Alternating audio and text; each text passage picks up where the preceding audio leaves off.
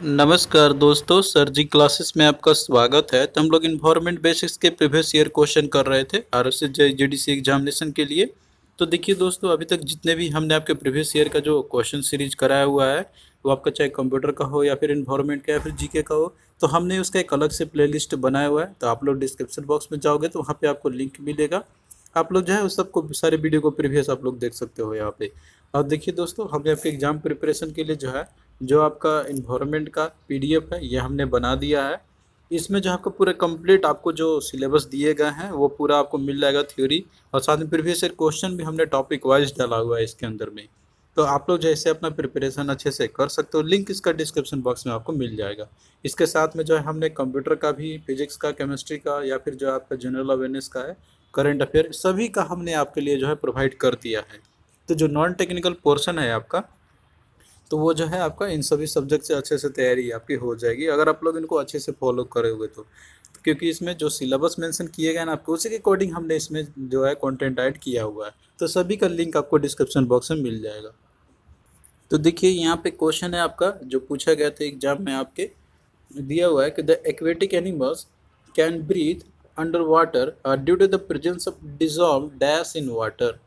तो देखिए ये कॉन्सेप्ट आपका जो है जैसे वाटर पॉल्यूशन में आपका आता है, तो इसके अंदर में देखिए टर्म आपको मिलेंगे देखने को। इसके अंदर में डिजॉल्व जो रहते हैं, केमिकल्स रहते हैं एक तरीके से, तो उनके चलते जो है, जो एक्वेटिक एनिमल जो रहते हैं ना, तो वो ब्रीदिंग कर पाते हैं या फिर जो है उसके चलते जो है इफेक्ट होती है उनके ऊपर में। तो ये सारा चीज़ क्वेश्चन आपसे घुमा फिरा के पूछा जाता है यहाँ पे। एक मेन चीज़ जैसे आपको ऑक्सीजन तो है ही इसके लिए, लेकिन देखिए और जो केमिकल जो होता है ना, जो वाटर पॉल्यूशन होती है, तो उसके चलते जो वाटर के अंदर में आ जाते हैं, पोलूटेंट आ जाते हैं, तो उसके चलते बहुत सारे इफेक्ट होते हैं वाटर। वाटर का तो होगा ही, उसके अंदर में जो ऑर्गेनिजम्स रहते हैं उन सब के लिए भी जो है काफ़ी ज़्यादा होती है। तो वाटर पॉल्यूशन एक हम लोग ओवरव्यू यहाँ पे देख लेते हैं हम लोग। अब जैसे कोई भी चीज़ है, अनवांटेड चीज़ है, वो अगर रिवर में आएगा या पॉन्ड में या कहीं भी जो वाटर का सोर्स हो, तो जाहिर सी बात है वाटर का पॉल्यूशन तो होगा ही होगा। तो इस तरीके से वाटर जो है वो अनसुटेबल हो जाएगा हमारे यूज़ के लिए, साथ में एक्वेटिक एनिमल्स के लिए भी।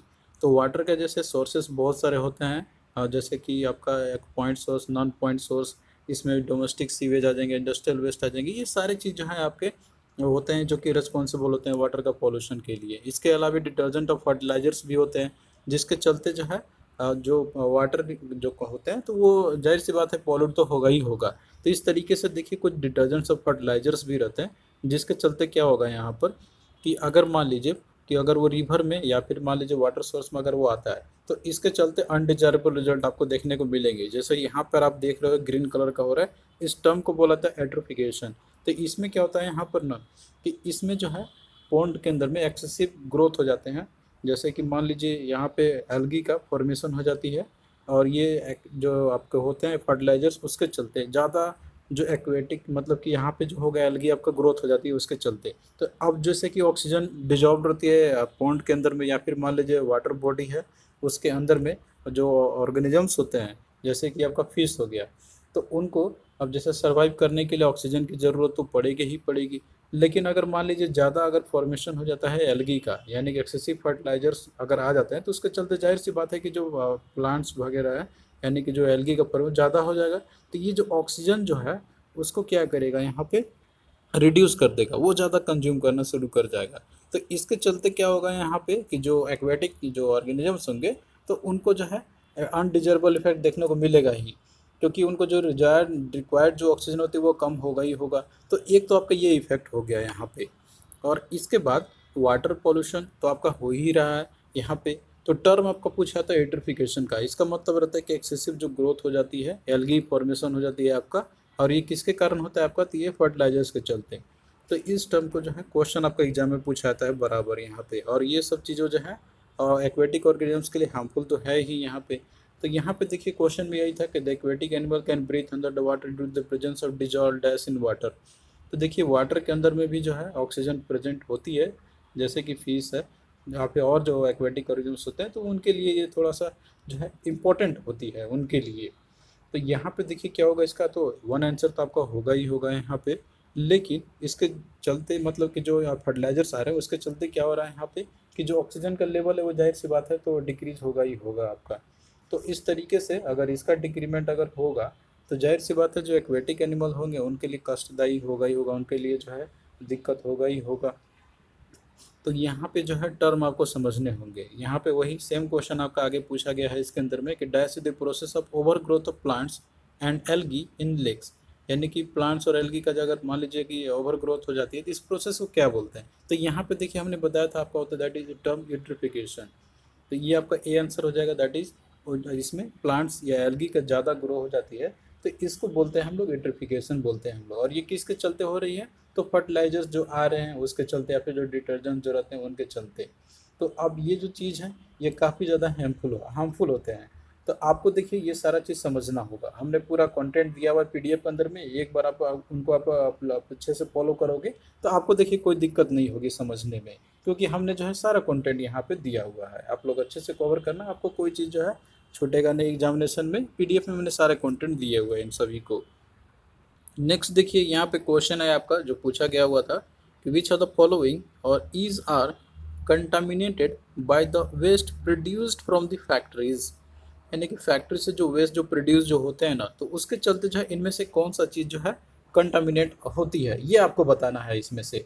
तो देखिए दोस्तों यहाँ पे अगर आप लोग देखोगे, जैसे यहाँ पे दिया हुआ है आपका air, soil, all the options या फिर वाटर। अब देखिए यहाँ पे अगर आप लोग ध्यान से देखोगे ना इसको, अब जैसे कि इसमें बात कही गई है यहाँ पे कि फैक्ट्री से जो वेस्ट जो होते हैं, तो यहाँ पे किस टाइप का वेस्ट है ये जो है यहाँ पे बताया नहीं गया है कि ये आप किस टाइप में है आपका।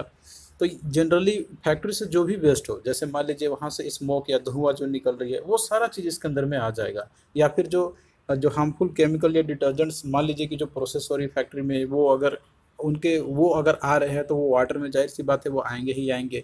या फिर जैसे फैक्ट्री के कुछ हजारडस वेस्ट है जो उनको हम लोग जैसे फैक्ट्री उनको कहीं भी ऐसे ही फेंक देते हैं ज़मीन पे कहीं पे भी, तो उसके चलते सॉइल भी तो होगा ही होगा आपका। और जो वेस्ट जो आ रही है स्मोक जो होती है फैक्ट्री से, जो कार्बन डाइऑक्साइड जो रिलीज या फिर और जो हार्मफुल गैसेस रिलीज होते हैं उनसे एयर तो आपका होगा ही होगा कंटामिनेट। और वाटर में जैसे मान लीजिए कि जो डिटर्जेंट्स या फिर जो मान लीजिए कि जो केमिकल्स वगैरह जो रहते हैं वो अगर जैसे आते हैं वाटर के अंदर में तो वाटर भी पोल्यूशन आपका होगा ही होगा। तो इस तरीके से ऑल दी ऑप्शंस आपका यहाँ पे हो जाएगा। आपको सिंपली ये नहीं देखना है कि फैक्ट्री से वेस्ट प्रोड्यूस होती है वाटर का, सिंपली वाटर का टॉपिक पढ़ रहे हो तो यही आपका होगा। आपको देखिए यहाँ पे थोड़ा ध्यान से देखना होगा कि क्वेश्चन में पूछा क्या गया हुआ है, उसके बाद ही आपको एनालिसिस यहाँ पे करनी है और फिर आंसर आपको देनी है। हालांकि एक बार आप लोग पीडीएफ को अच्छे से कवर करोगे तो आपका जैसे कोई भी कन्फ्यूजन नहीं रहेगा। हमने सारे चीज़ यहाँ पे दिए हुए कंटेंट दिया हुआ है, वो जो है सफिशिएंट रहेगा आपका एग्जाम प्रिपरेशन के लिए। नेक्स्ट देखिए दिया हुआ है कि which of the following is not a marine pollutant, तो कौन सा इसमें से मैरीन पोलूटेंट नहीं है वो आपको बतानी है, नहीं वाला आपको बतानी है।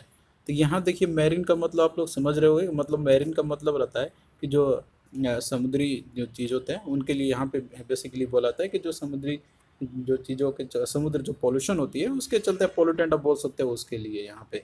तो देखिए ऑयल तो आपका एक है ही, जैसे मान लीजिए जो क्रूड ऑयल जो आती है डिफरेंट कंट्री से, जहाँ पे मान लीजिए कि पेट्रोलियम का प्रोडक्ट जो होते हैं उनका एक्सट्रैक्शन की जाती है, ऑयल जो एक्सट्रैक्शन की जाती है तो वो आपका क्रूड ऑयल होता है।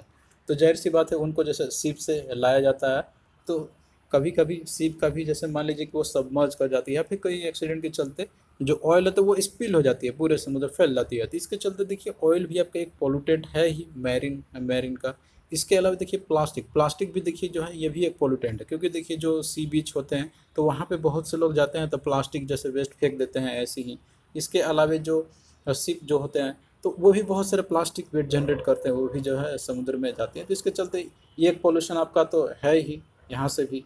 इसके अलावा देखिए यहाँ पे दिया हुआ है डिजॉल्व्ड ऑक्सीजन, तो देखिए डिजॉल्व्ड ऑक्सीजन जो है आपका तो ये भी एक तरीके से मैरिन पोल्यूटेंट ही है। तो डिजॉल्व्ड ऑक्सीजन ये क्या होते हैं, तो ये आप लोग पूरा पढ़ोगे तो आपको समझ में आ जाएगा। यहाँ पे दिया हुआ है पूरा डिटेल में, यहाँ पे डिस्क्राइब करना पॉसिबल तो नहीं है क्योंकि टाइम आपका कम है। यहाँ पे एक बार डिटेल में आप लोग देखना जरूर इसको। तो इस तरीके से ऑल दी ऑप्शन यहाँ पे क्या आपका होगा दैट इज करेक्ट हो जाएगा यहाँ पे। तो सी इसका भी देखिए राइट आंसर आपका हो जाएगा। आपको पहले एक बार समझना होगा, उसके बाद जो है क्वेश्चन का आंसरिंग आपको करने होंगे। नेक्स्ट देखिए क्वेश्चन आपका यहाँ पे इसी से क्वेश्चन आप पूछा गया है कि which of the following is a non point source of water pollution. तो यहाँ पे देखिए आपको non point source of water pollution के बारे में पूछा गया हुआ है। तो पहले देखिए आपको तो ये पॉइंट और नॉन पॉइंट सोर्स क्या होते हैं वाटर पोल्यूशन के, ये टर्म आपको समझना होगा। इसके बाद जो है आप लोग क्वेश्चन को इजीली कर लोगे।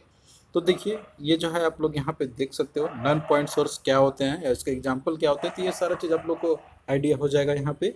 अब जैसे मान लीजिए जो पोल्यूशन जो होते हैं ना, तो उनमें कोई सोर्स होते हैं कि जिन्हें हम लोग जानते हैं, मतलब पता होता है कि ये कहाँ से हो रहा है, और एक ऐसा होता है कि जिसमें हमें सोर्स का पता ही नहीं होता है कि वो पॉल्यूशन हो रहा है, तो वो आखिर हो रहा है कहाँ से, मतलब उसके लिए जो सोर्स है रिस्पॉन्सिबल वो कौन है, वो कहाँ से हो रहा है। तो इसी के बेसिस पे आपका पॉइंट और नॉन पॉइंट सोर्स आपका होगा। तो पॉइंट सोर्स कौन सा होगा और नॉन पॉइंट सोर्स कौन सा होगा, यहाँ पे सबसे पहले नॉन पॉइंट सोर्स आप लोग देख लो, मतलब कि ऐसा सोर्स पॉल्यूशन का जिसे हमें आइडेंटिफाई नहीं हो पाएगा, मतलब कि वो कहाँ से आ रहा है ये हम अगर हमें नहीं पता रहेगा, यानी कि वो सोर्सेस स्कैटर्ड होंगे, डिफ्यूज होंगे, हमें पता नहीं होगा कि वो कहाँ से आ रहा है, तो ऐसे सोर्स को बोलते हैं हम लोग non point source of pollution. और पॉइंट सोर्स क्या हो जाएगा, मतलब जिसका हमें एग्जैक्ट लोकेशन पता है कि वो वहीं से आ रहा है, तो उसको बोलते हैं हम लोग पॉइंट सोर्स। आई होप कि अब ये चीज़ आपको कंफर्म हो गया होगा यहाँ पे डेफिनेशन के बारे में। तो जैसे नॉन पॉइंट सोर्स के बारे में यहाँ पे देखिए पूछा गया था, तो अगर हम लोग इसका एग्जाम्पल के बारे में अगर देखेंगे हम लोग, तो यहाँ पे देखिए एग्जाम्पल की बात करते हैं, तो इसका आपका जैसे कि आता है यहाँ पे कि run off from farm land से, मतलब फार्म लैंड से जैसे मान लीजिए वहाँ से जो आ रहा है, तो जाहिर सी बात है फार्म लैंड अब किसका है, क्या है, कितना दूर से आ रहा है, ये तो हमें पता नहीं रहेगा। इसी तरीके से कंस्ट्रक्शन साइट से देखिए बहुत जगह पर कंस्ट्रक्शन साइट होता है, तो कौन किसका क्या आया सब मिक्स होकर कंबाइन होता है, तो वो भी हमें पता नहीं चलेगा। पार्किंग लॉट से भी आते हैं, एग्रीकल्चर लॉगिंग्स आती है, एनिमल वेस्ट से जो आते हैं, तो ये भी हमें इसकी सोर्स हमें पता नहीं होती है। तो ये क्या हो जाएंगे, सब आपके हो जाएंगे आपके non point source of water pollution. तो इस तरीके से आपको एग्जाम्पल याद रहेगा तो आप लोग इजिली बता दोगे यहाँ पे। तो जैसे यहाँ पे नॉन पॉइंट सोर्स पूछा गया था वाटर पोल्यूशन का, अब यहाँ पे देखिए ऑप्शन में आपका क्या क्या दिया हुआ है उसके अकॉर्डिंग आप लोग जो है इजिली बता दोगे यहाँ पे। तो देखिए यहाँ पे आपका क्या क्या दिया हुआ है, पहला आपका यहाँ पे दिया हुआ है दैट इज फैक्ट्रीज। अगला दिया हुआ है आपका यहाँ पे अर्बन एंड सब urban and sewage treatment plants. तो यहाँ पे देखिए अगर आप लोग देखोगे ना इन सभी में, तो देखिए फैक्ट्री जो होते हैं ना यहाँ पे, तो फैक्ट्री जो होते हैं आपका यहाँ पे, तो ये क्या होता है आपका यहाँ पर, ये एक्चुअली ये आपका एक सोर्स होता है, यानी कि जहाँ पे फिक्स होती है लोकेशन, इनकी फिक्स होती है। ये ऐसा नहीं कि आपका ये से भी आ जाएगा, क्योंकि फैक्ट्री का लोकेशन तो एग्जैक्ट पता ही रहता है। तो ये तो आपका पॉइंट सोर्स वाले में आपका आ जाएगा, ये तो आपका इसके अंदर में तो आएगा ही नहीं आपका यहाँ पे, तो हम इसको कंसिडर नहीं करेंगे नॉन पॉइंट सोर्स का। अगला देखिए दिया हुआ है आपका सीवेज ट्रीटमेंट प्लांट। तो देखिए सीवेज ट्रीटमेंट प्लांट जो है आपका, तो ये क्या होते हैं कि जैसे ट्रीटमेंट सीवेज जो आते हैं, जो कचड़े होते हैं उनका एक जगह पे उनका जैसे कि ट्रीटमेंट किए जाते हैं, तो ये भी एक इनका एक लोकेशन एग्जैक्ट होती है, यानी कि पता होता है कि हमें कहाँ पे है इनकी। तो ये भी आपका होगा नहीं इसमें से। बच गया आपका यहाँ पे क्या है अर्बन एंड सबअर्बन लैंड्स। तो देखिए जो अर्बन और सबअर्बन लैंड जो रहते हैं ना, तो ये जैसे वाटर पोल्यूशन ये भी कॉज करते हैं यहाँ पे। तो लेकिन इनमें क्या है यहाँ पर कि जैसे ये इनका ओरिजिनेशन हमें पता नहीं रहता, क्योंकि ये जो है एक सिंगल पॉइंट से ओरिजिनेट आपके ये नहीं होते हैं। तो इसीलिए non pollutant source of water pollute की अगर बात की जाए तो आपका होगा अर्बन एंड सबअर्बन लैंड। तो बी आपका यहाँ पे राइट आंसर होगा। और बाकी देखिए फैक्ट्री और सीवेज ट्रीटमेंट प्लांट इनका लोकेशन तो हमें पता होती है, इनके एग्जैक्ट कहाँ पे क्या है, तो ये हमें पता होती है इनकी, तो इसलिए हम इनको कंसिडर नहीं करेंगे। तो इस तरीके से क्या होगा आपका यहाँ पे B is the right answer आपका हो जाएगा। तो आई होप कि ये कॉन्सेप्ट आपको समझ में आ गया होगा। तो देखिए आपको पहले अच्छे से समझ लेना है, इसके बाद ही क्वेश्चन आपको घुमा फिर कैसे भी किसी भी तरीके से पूछे तो आप लोग जो है इसको अच्छे से कर लोगे। नेक्स्ट देखिए यहाँ पे आपका दिया हुआ है which of the following statement is correct about the BOD. तो देखिए यहाँ पे एक टर्म आपका है बीओडी के बारे में, तो ये भी चीज़ आपको समझना होगा। तो देखिए दोस्तों इसका जो होता है आपका, ये होता है बायोकेमिकल ऑक्सीजन डिमांड। तो ये आपको फुल फॉर्म तो पहले तो देखिए याद तो रखना ही है, इसके बाद आपको इसके बारे में जानना है कि एक्चुअली ये है क्या। तो देखिए ये जो है आपका एक कॉमन बायोलॉजिकल टेस्ट होते हैं एक्चुअली में, जो कि परफॉर्म किया जाता है ताकि हमें जो है पता चल सके कि जो अमाउंट ऑफ डिजॉल्व ऑक्सीजन जो है वो कितना प्रेजेंट है एक वाटर बॉडीज के अंदर या वाटर सैंपल के अंदर में। तो जनरली बीओडी टेस्ट किया जाता है यहाँ पे कि जो ऑक्सीजन डिजॉल्व कितनी है वाटर सैंपल के अंदर में, तो वो हम एक पैरामीटर से देखते हैं हम लोग बीओडी से। तो अगर मान लीजिए कि बीओडी जो पैरामीटर है आपका अगर वो ज़्यादा है तो इसका मतलब है कि उसके अंदर में डिजॉल्व ऑक्सीजन मतलब उसकी अच्छी है या फिर जो वो सही है आपका। तो ये एक तरीके से एक मेजर होता है ऑर्गेनिक मैटर का प्रेजेंट क्या है उसके अंदर में, ये सारा चीज़ हम लोग देखते हैं इसके रिगार्डिंग। तो देखिए यहाँ पे आपका दिया हुआ है ना, जैसे कि दिया हुआ है यहाँ पर आपका कि which of the following statement is correct about BOD. तो यहाँ पे बीओडी का है, जैसे आपको फुल फॉर्म तो पता चल ही गया यहाँ पे कि इसका होता है बायोकेमिकल ऑक्सीजन डिमांड। तो ये देखिए एक तो आपको यहाँ पे मिल ही गया, इसका सी तो आपका होगा ही होगा।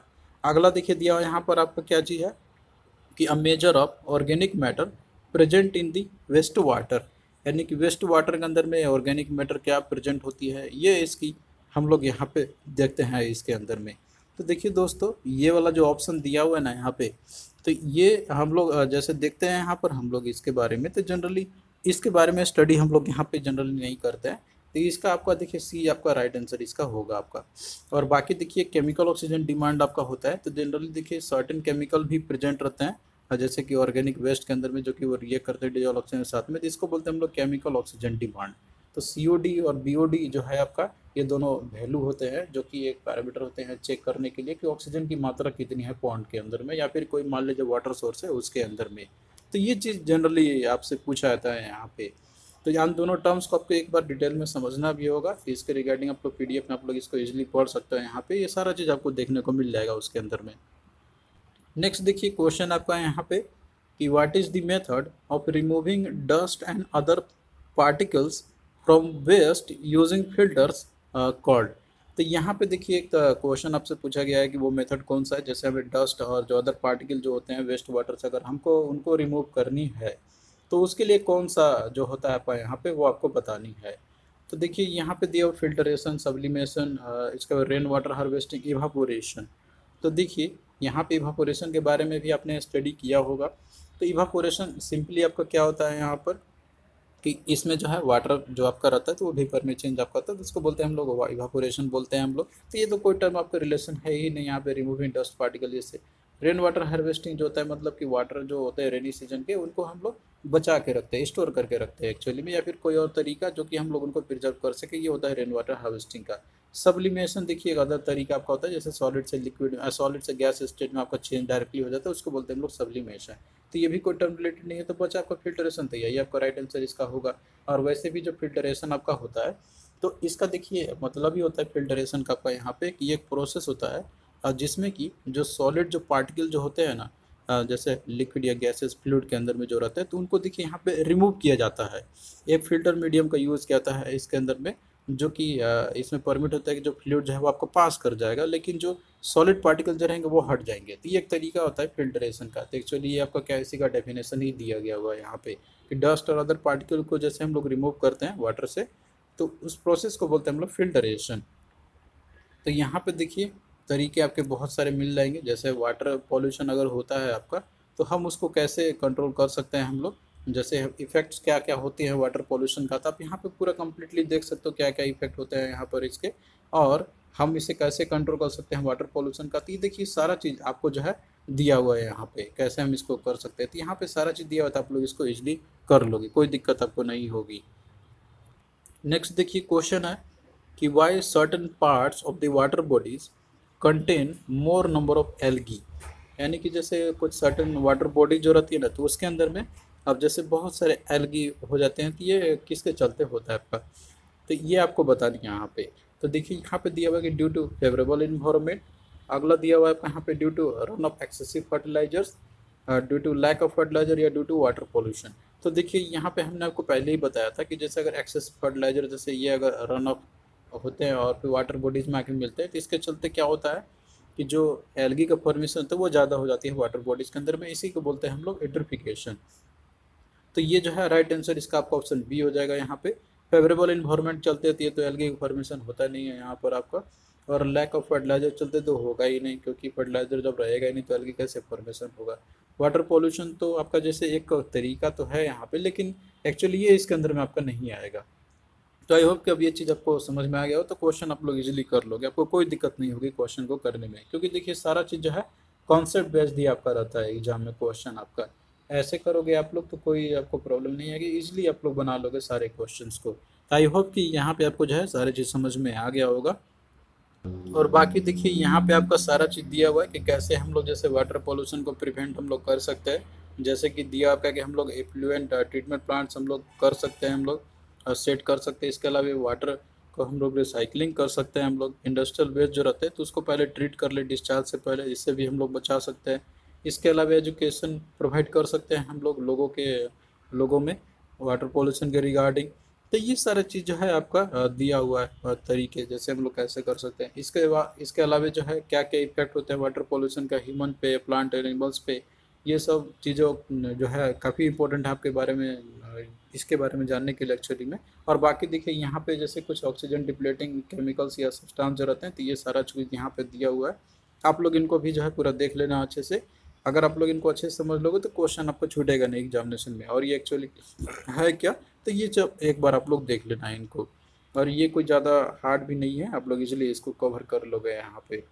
तो इस तरीके से आप लोग को जो है आंसर करने होंगे यहाँ पे। पहले एक बार आपको समझना होगा, उसके बाद क्वेश्चन देखिए घुमा फिरा किसी भी तरीके से पूछा जाएगा ना, तो आप लोग उसको बहुत ही ईजिली कर लोगे, कोई दिक्कत आपको नहीं होगी क्वेश्चन करने में।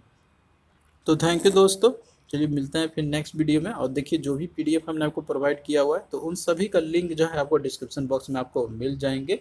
आप लोग वहाँ जाके इसको बाय कर सकते हो और आप लोग अपना अच्छे से तैयारी आप लोग कर सकते हो।